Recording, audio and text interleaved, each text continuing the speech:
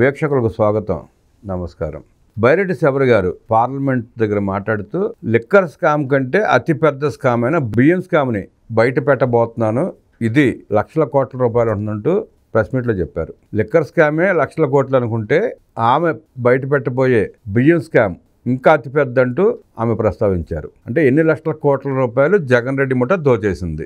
బియ్యం అంటే పేదలకు ఇవ్వాల్సిన బియ్యాన్ని ఇవ్వకుండా వాళ్ళని మోసం చేసి ఆ బియ్యాన్ని ఆఫ్రికా కంట్రీలకి ఎక్స్పోర్ట్ చేసి లక్షల కోట్లు సంపాదించారని చెప్పి ఆమె ఉద్దేశం.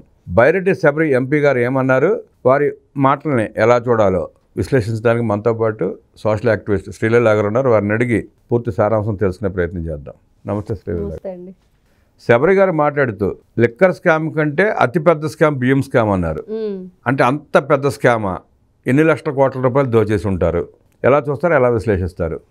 ఇక్కడ పేరు నాని ఒక చిన్న గోడౌన్లోనే బియ్యం దాచాడు అని అంటే దానికి దాదాపుగా కోట్ల రూపాయలు డబ్బులు కట్టి ఎక్కడో కలుగులో దాక్కున్న ఎలుకలాగా డబ్బులు కట్టేశాక బయటకు వచ్చాడు. మనం విన్నాం. అదేమంటే వాళ్ళ ఆవిడ పేరును ఉందన్నాడు. చాలా డ్రామాలు ఆడారు. ఆ తర్వాత చంద్రశేఖర్, మరి ఆయన కూడా దీంట్లో ఎంత భాగస్వామి అన్నాడు ఏంటంటే, అబ్బో చాలా ప్రగల్భాలు పలికాడు, సవాళ్ళు విసిరాడు, దమ్ముంటే ఎవరైనా సరే నిరూపించండి అన్నాడు. ఉండమ్మా, టైం వచ్చింది, అతి త్వరలోనే మీరు చేసిన ఈ స్కాములన్నీ బయటకు వచ్చే టైం వచ్చింది. వీళ్ళు ఎవరైతే ప్రగల్భాలు పలికారో, ఎవరైతే జబ్బలు చరిచారో, మీసాలు మెలవేసి నేను నిన్నాం సతీష్ రెడ్డి, అబ్బో అదేదో చావు వచ్చేటప్పటికి చిరునవ్వు మొహం మీద ఉండిద్దంట, ఈయన చెయ్యి మీసం మీద, అంటే సినిమా డైలాగులు చెప్పుకోవడానికి బాగానే ఉంటాయి, సినిమాలో కూడా దోచుకుంటారు దాచుకుంటారు. మీరు నిజ జీవితంలో ఆ సినిమా డైలాగుల్ని, ఈ దోచుకోవటాలని దాచుకోవటాలని నిజం చేసి చూపిస్తున్నారు కదా, అది అసలు ట్విస్ట్ వైఎస్ఆర్సీపీ పార్టీ వాళ్ళకి. ఇక్కడ చూస్తుంటే నిజంగా గతంలో ఈ రేషన్ సంబంధించి కొడాలి నాని కూడా పాపం పాత్రధారి సూత్రధారి, పేరుని నాని, కొడాలి నాని, చంద్రశేఖర్, వీళ్ళందరూ కలిసి ఏం చేశారు అనబోయేది అతి త్వరలో రాబోతున్న ఈ మద్యం కుంభకోణం ఏదైతే మనం సినిమా చూస్తున్నామో దీనిని తలదన్నే విధంగా ఇంకో సినిమా వస్తుంది. మనం ఈ మధ్య వింటున్నాం అన్నీ కూడా బాహుబలి 1, బాహుబలి 2 అని. మనం చూస్తే కుబేరా సినిమా చూసాం, దానికంటే గొప్ప సినిమా మద్యం కుంభకోణం. అంటే ఈ రోజున మద్యం కుంభకోణం ఒక సినిమా అయితే YSRCP party entertainment YS Jaganmohan Reddy సమర్పించు మద్యం తాగండి మధ్యలోనే పోండి అంటే ఈ రోజున మీరు పండించిన బియ్యం మీ నోటికి అందకుండా మేం పంది కుక్కల్లా ఎలా తిన్నామనే సినిమా మళ్ళీ రెండోది రాబోతుంది. ఎవరు ఇక్కడ అసలు ఇదంతా ఎక్కడి నుంచి వస్తుంది, ఎలా వస్తుందని అంటే, ఇక్కడేమో వైఎస్ఆర్సీపీ పార్టీ అధికారంలో ఉన్నప్పుడు ఏం చేసింది అంటే ఈ రోజున కూడా కొంతమంది ఒక 4 ఎంపీలు ఉన్నట్లున్నారు. వాళ్ళల్లో ఒక ఎంపీ ఏం చేశాడు, ఖచ్చితంగా జగన్మోహన్ రెడ్డి మీద ప్రేమ, నా మీద ఆయనకు ప్రేమ చచ్చిపోయింది, ఆయన మీద నాకు మనసులో స్థానం లేకుండా పోయిందని చెప్పేసి రకరకాల కారణాలు చెప్పేసి పార్టీకి రాజీనామా చేసి వెళ్ళిపోయాడు. ఇంకొక ఎంపీ ఏం చేశాడు, మద్యం కుంభకోణంలో డబ్బులు దోచుకొని మిథున్ రెడ్డి అనే వ్యక్తి రాజమండ్రి సెంట్రల్ జైల్లో కూర్చున్నాడు. మరి ఈ రోజున చూస్తే ఆ ఎంపీ మిథున్ రెడ్డి రాజమండ్రి సెంట్రల్ జైల్లో కూర్చోడానికి సినిమా ఎక్కడ స్టార్ట్ అయిందంటే శ్రీకృష్ణదేవరాయ, లావు కృష్ణదేవరాయ గారు పెట్టింది. ఆ రోజున స్టార్ట్ అయింది ఢిల్లీలోనే, ఇదే పార్లమెంట్లో జరిగింది. మరి ఈ రోజున కూడా ఈ బియ్యం కుంభకోణం ఏంటి, ఎలా జరగబోతుంది, లక్షల కోట్ల రూపాయలు. మొన్నే షర్మిల చెప్పింది, మా అన్న కొట్టేసింది 1000-100 కోట్లు కాదు, మద్యం కుంభకోణంలో లక్షల కోట్లని. మరి ఆ లక్షల కోట్లను తనదలనే విధంగా మళ్ళీ ఇదిగో ఈ బియ్యం కుంభకోణం రాబోతుంది, ఇది కూడా లక్షల కోట్లని మళ్ళీ అదే పార్లమెంట్లో తెలుగుదేశం పార్టీ ఎంపీ శబరి గారు చెప్పారు. ఈ రోజున వాళ్ళ ఎంపీలేంటి, ఈ రోజున కూటమి ప్రభుత్వం ఎంపీలేంటి అనేది మనకు క్లియర్గా లైన్ గీసినట్లు కనిపిస్తుంది.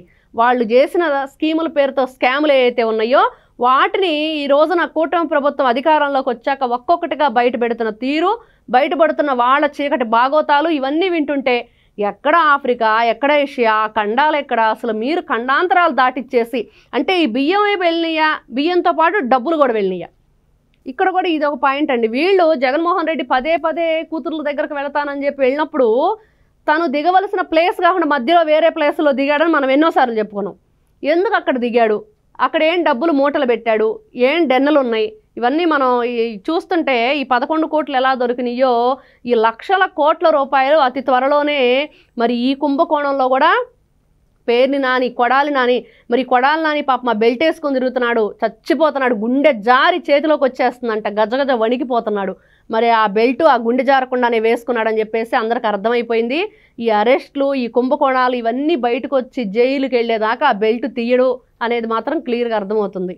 మీరు గమనిస్తే సన్న బియ్యం ఇస్తానని సంచుల కోసం 700 కోట్ల ఖర్చు అని చెప్పి తినేసిన సన్నాసి కొడాలని అని మీకు గుర్తుంది లేదా సందర్భం? గుర్తుంది. బియ్యానికన్నా కూడా సంచులకు ఎక్కువ ఇది చేశారు, ఖర్చు పెట్టారు. ఆ సన్నాసి మరి సన్న బియ్యం ఇచ్చాడు ఎవరికన్నా? ఆ మాట అడిగితేనే కదండి, ఎవడు నీ అని చెప్పేసి ఒక పెద్ద పదాన్ని యూజ్ చేశాడు. ఫస్ట్ ఆయన నోటి వెంట వచ్చిన సంస్కృతంలో అది ఫస్ట్ పదం. ఉమామహేశ్వరరావు గారు దేవినేని ఉమా గారు అడిగినప్పుడే ఇదేంటి సన్న బియ్యం ఇస్తానన్నారు కదా అంటే, ఈ సన్నాసి చెప్పిన మాటలే ఇది, ఎవడిస్తానన్నాడు అని అక్కడి నుంచి స్టార్ట్ చేశాడు వీళ్ళ బూతుల పురాణం. మరి మొన్న చూసాం కదా, పేరుని నాని మేము చంపేస్తాం, నరికేస్తాం, రప్పరప్పమని, నైట్కి నైట్ వేసేయండి, పొద్దున్నే పరామర్శించండి అని. అంటే వీళ్ళందరూ కూడా అంతకుముందు చంద్రశేఖరరావు కానివ్వండి, వీళ్ళు కానివ్వండి, వీళ్ళందరూ కూడా పంది కొక్కుల్లా పేదల బియ్యాన్ని తిన్నారు, దీంట్లో డౌటే లేదు. కాకపోతే ఈ రోజున దానికి సంబంధించిన సాక్ష్యాధారాలు అవన్నీ కూడా ఏ విధంగా తరలించారు, ఎప్పుడెప్పుడు ఎన్ని వందల టన్నులు వీళ్ళు దోచేశారు, రైతు దగ్గర నుంచి ఏ విధంగా వీళ్ళు అక్రమంగా రవాణా చేశారు, ఇవన్నీ కూడా బయట పెట్టబోతున్నారు శబరి గారు. మరి అతి త్వరలోనే ఈ మద్యం సినిమా లాగా ఒక బియ్యం సినిమా కూడా రాబోతుంది అనేది మాత్రం క్లియర్గా అర్థమవుతుంది. ఇక్కడ మీరు గమనిస్తే నిన్న రోజారెడ్డి కొన్ని వ్యాఖ్యలు చేస్తూ అక్రమ కేసులు పెడుతున్నారు అంటది. అంటే బియ్యం తినేసిన పేదలకు ఇవ్వాల్సిన బియ్యాన్ని కూడా అడ్డగోలుగా మింగేసిన ఈ సన్నాసుల మీద కేసులు పెట్టడం కూడా అక్రమ కేసులు అంటది. జగన్మోహన్ రెడ్డి పేదల రక్తం తాగి శవాల మీద పేలాలు ఎరుకున్నట్టు డబ్బులు ఎరుకున్న మద్యం కేసును కూడా అక్రమ కేసు అంటది. ఆమె ఆడదాం ఆంధ్రాలో తినేసిన డబ్బులు కూడా అక్రమ కేసు అంటది. మరి ఇవి దృష్టిలో సక్రమం కేసు ఏదో చెప్పాలి. ఏమి లేదు, వాళ్ళు ఏ కేసు అన్నా పెట్టనివ్వండి. ఈరోజు మనం గతంలో విన్నాం, వల్లభనేని వంశీ అక్రమ కేసు అతని మీద కూడా పెట్టింది. మరి పోసాని కృష్ణమురళి అక్రమ కేసు, పాపం ధనంజయ రెడ్డి అన్న, కృష్ణమోహన్ రెడ్డి అన్న పాపం పెళ్లి కావాల్సిన పిల్లలు ఉన్నారు, మా అన్నయ్యలు ఏమి ఎరగరన్నారో అది అక్రమ కేసు. మరి చెవిరెడ్డి భాస్కర్ రెడ్డి, మరి ఆయన పాపం భాస్కర్కి ఆస్కార్ ఇవ్వాలి, లేకపోతే అత్తారింటికి దారేదిలో కూడా భాస్కర్ అవార్డు అని ఒకటి ఉంది, ఈ భాస్కర్కి ఇంకో భాస్కర్ అవార్డు ఇవ్వాలన్న లెవెల్లో జగన్మోహన్ రెడ్డి చెప్తుంటే నిజంగా జనాలకు నవ్వాలో ఏడవాలో పొట్ట చెక్కలేయాలో చచ్చిపోతున్నారు. ఇంకో జబర్దస్తా లేకపోతే ఇంకో ప్రోగ్రామా కాదు, జగన్మోహన్ రెడ్డి ప్రెస్ మీట్ పెట్టాడో ఈ రోజు అలాంటి వాళ్ళు మాట్లాడితే చాలు, వీళ్ళు మాట్లాడే మాటలు అంటే ఈ రోజున మీరు అక్రమాలు చేశారు కాబట్టి ఈ రోజున మీరు అరెస్ట్ అవుతున్నారు అన్న విషయాన్ని మీకు తెలిసినా కూడా మీరు చెప్పకుండా, అంటే దొరికితేనేమో వీళ్ళు చెప్తారండి తెలియదు, గుర్తులేదు, మర్చిపోయాను, ఈ బయట ఉన్న వాళ్ళు చెప్తారు అన్యాయంగా అక్రమంగా అరెస్ట్ చేశారు, ఇది వీళ్ళకి తెలిసింది. వైఎస్ఆర్సీపీ పార్టీ వాళ్ళందరూ కూడా ఎప్పుడు అరెస్ట్ చేసినా వాళ్ళు చెప్పేది ఒకటే, కాకాణి గోవర్ధన్ రెడ్డి మీద 11 కేసులు ఉన్నాయి, మొన్న 11,000 కొట్టేశారు ఆ క్యూఆర్ కోడ్ పెట్టేసి, ఈ రోజున 11 కోట్లు దొరికినాయి. మనం చూస్తేనేమో ఆ పిఎస్ఆర్ ఆంజనేయులు ఫోన్ ఇచ్చారని చెప్పేసి 11 మంది పోలీసులనేమో సస్పెండ్ చేశారు. మరి ఈ రోజున జగన్మోహన్ రెడ్డి 11 ఎమ్మెల్యే పులివెందుల మచ్చలేని పులి. ఈ 11 నిజంగా వీళ్ళు ఈ 11 మంది ఎమ్మెల్యేలు, ఈ 11 కోట్లు, 11 కేసులు, 11 పోలీసులు ఇవన్నీ ఏంటంటే ఈ జగన్మోహన్ రెడ్డి 11 భాగవతం ఏంట్రా బాబు, ఆయన నోటితో ఆయనే చెప్పాలి అనిపిస్తుంది. జగన్మోహన్ రెడ్డి లక్కీ నెంబర్ లాగా ఉంది 11, అదృష్ట సంఖ్య. నిజంగా అదే జరుగుతుంది. జగన్మోహన్ రెడ్డి వీటన్నిటికీ కూడా అతని నోటిని వెంట ఈ 11 వెనక అసలు ఏంటి అనేది ఒకసారి ప్రెస్ మీట్ పెడితే బాగుండని ప్రజలు కోరుకుంటున్నారు. రాష్ట్రాన్ని దోచేసిన లూటీ చేసిన జగన్మోహన్ రెడ్డి తన పర్యటనలో సెక్యూరిటీ ఇవ్వట్లేదు, నాకు హాని ఉంది, ప్రమాదం ఉంది అని చెప్పి ఆయన చెప్పటం, దాన్ని తీసుకొచ్చి రోజారెడ్డి లాంటి వాడు కొంతమంది మాట్లాడటం వింతగా అనిపించడం లేదా? చాలా వింతగా విడ్డూరంగా కూడా ఉంది. వీళ్ళు మాట్లాడుతుంటే ఇంకా విచిత్రంగా కూడా ఉంది చెప్పుకోవాలంటే.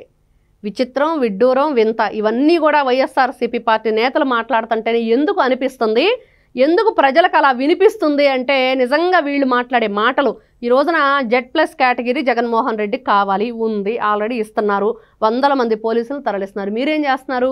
ప్రజలు అంటున్నారు, ప్రజల ప్రాణాలు తీసేస్తున్నారు, ప్రజల మీద ఆ విధంగా కార్లు ఎక్కిచ్చేస్తున్నారు, మామిడి పళ్ళు నలిపేసినట్లు నలిపేశారు మన సింగయ్యని వీళ్ళని. మరి ఇవన్నీ జరుగుతున్నప్పుడు పోలీసుల మీద, మహిళల మీద రాళ్ళు ఇసిరేశారు, అక్కడ మిర్చి బస్తాలు ఎత్తుకుపోయారు, అక్కడ చూస్తేనే గంజాయి బ్యాచ్ని పరామర్శించి అక్కడ ఒక విధ్వంసం సృష్టించాడు. ఎక్కడికి వెళ్ళినా విధ్వంసం సృష్టించే జగన్మోహన్ రెడ్డికి ఎవరికి భద్రత కావాలి? ప్రజలకా, జగన్మోహన్ రెడ్డికా? ప్రజలకే కావాలి ఇక్కడ భద్రత. ఎందుకంటే ఎక్కడికి వెళ్ళినా ఆ రోజున మామిడి రైతులు చెప్పారండి, 2 రోజుల నుంచి బిజినెస్ లేదు, ఎక్కడ ఏం అరాచకం సృష్టిస్తారో అని చెప్పి భయపడి చచ్చిపోతున్నాము, 2 రోజుల నుంచి ఇక్కడ బిజినెస్ పెట్టుకోకుండా ఖాళీ చేసేసి మొత్తం కూడా రోడ్లన్నీ కూడా వెలవెలబోతున్నాయి అని. అంటే ఈ రోజున భయపడుతున్నారు జగన్మోహన్ రెడ్డి వస్తే. ఈ రోజున వాళ్ళే మేము భయపెట్టే వాళ్ళం కాబట్టి నిన్నే అసలు గోరంట్ల మాధవ్ ప్రెస్ మీట్ వింటే ప్రతి మాట కూడా అబ్బో ఒక ఆణిముత్యమే. ఆయనే చెప్తున్నాడు, ఏంటి ఎందుకు రౌడీ షీట్ ఓపెన్ చేస్తున్నారు అంటాడు. రౌడీ షీట్ ఎవరెవరి మీద ఓపెన్ చేస్తారు అనేది కూడా చెప్తున్నాడు. మరి దాంట్లోనే ఉంది అర్థం ఆయన చెప్పిన దాంట్లోనే ఉంది. ఎక్కడైనా అసాంఘిక కార్యకలాపాలు ఇట్లాంటి శక్తులు ఉంటే కనుక ఖచ్చితంగా వాళ్ళ మీద రౌడీ షీట్ ఓపెన్ చేస్తామని ఒక మాజీ పోలీస్ ఆఫీసర్గా చెప్తున్నాడు.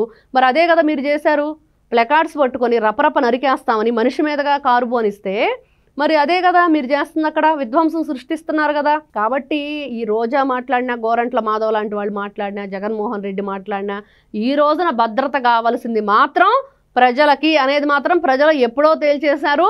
ఆ భద్రత కోసమే, ఆ భద్రత లోపించింది కాబట్టి మిమ్మల్ని 11 పరిమితం చేసి పక్కన పడేసిన ప్రజల్ని నిన్ను వదలబొమ్మాలి వదల అన్నట్లుగా ఆ సమాధిలో ఉన్న పశుపతిలాగా వచ్చి జగన్మోహన్ రెడ్డి ప్రజల మీద పడుతున్నాడు. వైఎస్ఆర్ కాంగ్రెస్ పార్టీ ఎంపీలు దోపిడీలు, దుర్మార్గాలు, స్కాములు చేస్తే వాళ్ళు చేసిన స్కాముల్ని బయట పెడుతున్నారు టీడీపీ ఎంపీలు అంటూ విశ్లేషిస్తూ, సన్నబియ్యం వస్తారన్న సన్నాసి సంచుల కోసం 700 కోట్ల రూపాయలు ఖర్చు పెట్టారని దాంట్లో కూడా స్కామ్ చేసిన సన్నాసి కొడాలి నాని లాంటి వాళ్ళ బియ్యం అక్రమ రవాణాన్ని త్వరలో శబరి గారు చెప్పినట్టు బయట పడబోతోందని, లిక్కర్ స్కామ్ మించిన భారీ స్కామ్ ఇదంటూ విశ్లేషించిన శ్రీలీల గారికి ధన్యవాదాలు తెలియజేస్తూ నమస్కారం.